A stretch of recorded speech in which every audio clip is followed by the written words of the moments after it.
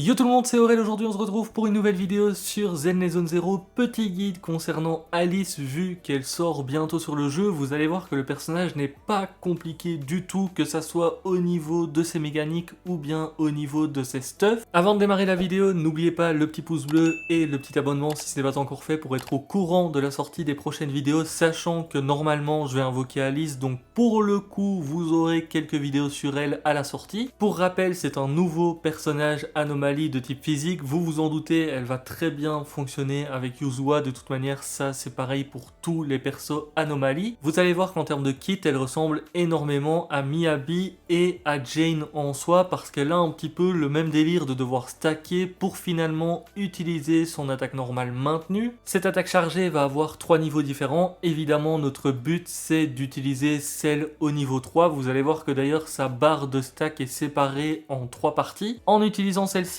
au niveau 3, lors du coup final, vous allez pouvoir déclencher un assaut spécial qui est l'assaut polarisé. C'est un effet qui inflige 100% des dégâts d'origine d'assaut, ignorant l'accumulation d'anomalies, et qui peut réagir avec les autres anomalies d'attributs, dont l'anomalie physique. Donc ça peut vous permettre de déclencher le dysfonctionnement avec toutes les anomalies. Sachez que vous pouvez soit pendant l'animation de son attaque maintenue niveau 3 si vous vous posez la question. Pour avoir cette attaque maintenue, vous allez devoir accumuler des points de RIT. C'est en fait des points que vous allez gagner en attaquant avec Alice, et ce peu importe les attaques. Vous pouvez en avoir jusqu'à 300 et évidemment vu que votre barre est séparée en 3 parties, vous vous en doutez, chaque partie correspond à un niveau de l'attaque maintenue. Selon les attaques que vous allez utiliser, vous allez gagner plus ou moins de points, ce qui est plutôt logique. Par exemple, une attaque spéciale X va vous donner à peu près 30 points, alors que les attaques de base vont vous en donner beaucoup moins. Le truc, c'est qu'on n'a pas exactement les points que ça donne à chaque fois. Il faut savoir que votre ultime va vous permettre de gagner directement 200 points, donc ça, faudra faire attention et ne pas l'utiliser quand on est full stack, évidemment. En entrant en combat, vous allez gagner 300 points directement, ce qui peut vous permettre de faire directement une attaque normale maintenue. En infligeant assaut, vous allez gagner 10 points. En infligeant un dysfonctionnement avec un membre de l'équipe, vous allez gagner 30 points. Pour terminer, il faut savoir qu'Alice a 2 attaques spéciales X qui peuvent déclencher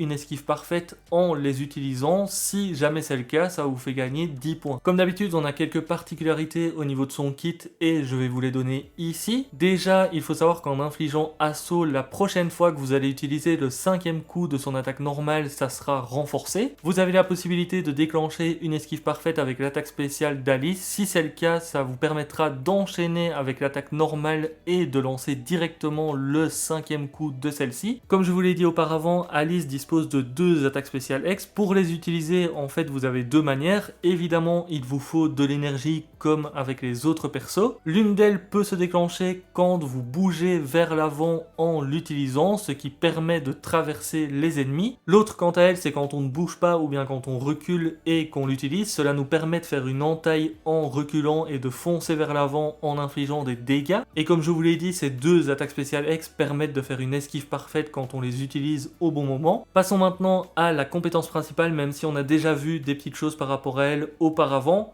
Lorsque n'importe quel personnage de l'escouade va infliger une anomalie physique à un ennemi, que ça soit Alice ou bien un autre perso, pendant toute la durée de cette dernière, Alice va infliger des dégâts supplémentaires toutes les 0,95 secondes, équivalent à 2,5% des dégâts d'origine de l'anomalie physique. Si dysfonctionnement est infligé à un ennemi souffrant d'une anomalie physique, pour chaque seconde d'anomalie physique restante, le multiplicateur de dégâts de dysfonctionnement augmente de 18% jusqu'à un maximum de 180%. Toute la partie sur les points de RIT, je vais vous la passer parce que je vous en ai parlé déjà auparavant. Pareil pour les explications de l'attaque normale maintenue, je vous l'ai déjà expliqué auparavant, donc je ne vais pas revenir dessus. Il faut savoir que lorsqu'Alice inflige assaut à un ennemi, son taux d'accumulation d'anomalies physiques augmente de 25% pendant 30 secondes. Autant le dire, c'est un bonus que vous aurez très souvent en utilisant Alice. Pour ce qui est maintenant de la construction de l'équipe, il vous faut en fait un personnage anomalie ou bien soutien, comme ça vous avez le passif suivant en plus. Lorsque n'importe quel personnage de l'escouade déclenche dysfonctionnement, Alice va obtenir 30 points de RIT, ça on l'avait vu auparavant.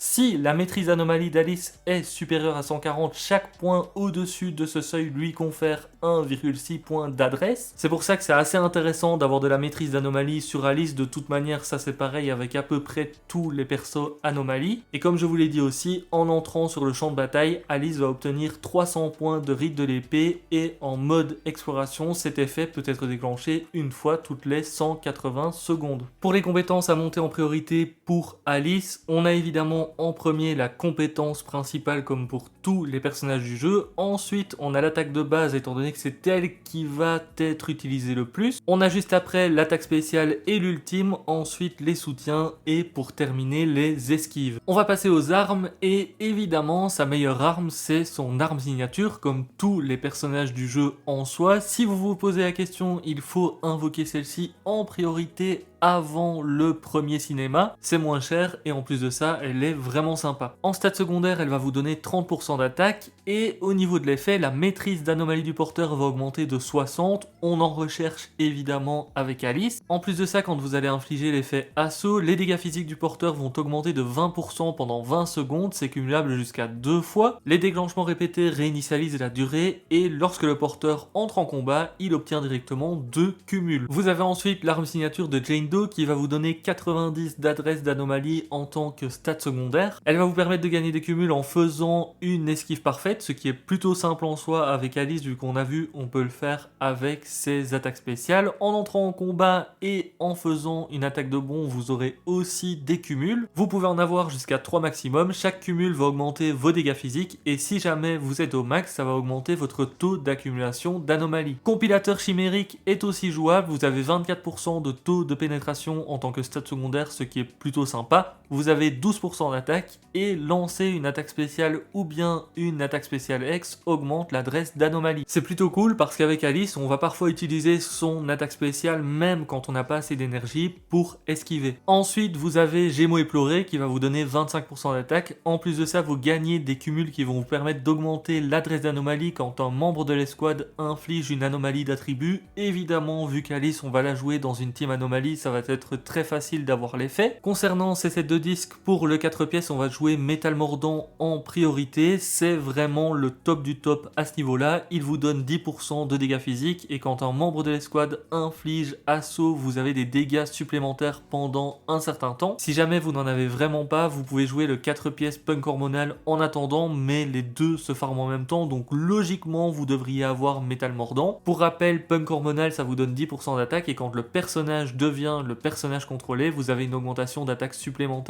pendant un certain temps. En tant que 2 pièces, on a plusieurs choix. Le meilleur choix en soi, c'est la mélodie du Phaeton parce qu'il donne 8% de maîtrise d'anomalie. Ceci dit, si jamais vous avez de bien meilleures stats sur du 2 pièces jazz chaotique ou bien blues libre, c'est aussi jouable pour avoir 30 d'adresse d'anomalie. Vous pouvez aussi mettre des 2 pièces qui donnent de l'attaque pour cent si jamais vous n'en avez pas d'autres et que vous avez des bonnes substats sur ceux-ci. Pour les stats qu'on va aller chercher maintenant, le disque 4, ça sera de l'adresse d'anomalie, vous vous en doutez. Pour le disque 5, on a le choix entre des dégâts physiques, de l'attaque pour cent ou bien de la pénétration. Ça peut dépendre un petit peu des armes que vous jouez, etc. Dans le sens où, comme on le dit à chaque fois, quand on a trop d'attaques par exemple, c'est pas forcément super positif. On préfère avoir un équilibre entre tous et ça sera le cas un peu ici aussi. N'hésitez pas aussi à prendre le disque 5 qui a les meilleurs substats. Pour les disques 6, on prend de la maîtrise d'anomalie. Vu qu'on a un scale dessus, c'est toujours intéressant d'en avoir et c'est le meilleur choix. En termes de stats secondaires, on prend de l'adresse d'anomalie en priorité. Ensuite, on va prendre de l'attaque pour cent et de la pénétration. En termes de team maintenant à jouer avec Alice, vous allez voir que c'est pas bien compliqué. C'est les teams anomalie classiques, c'est-à-dire qu'Alice va être notre main DPS. Ensuite, on va jouer un sub DPS comme Viviane, Yanagi, etc.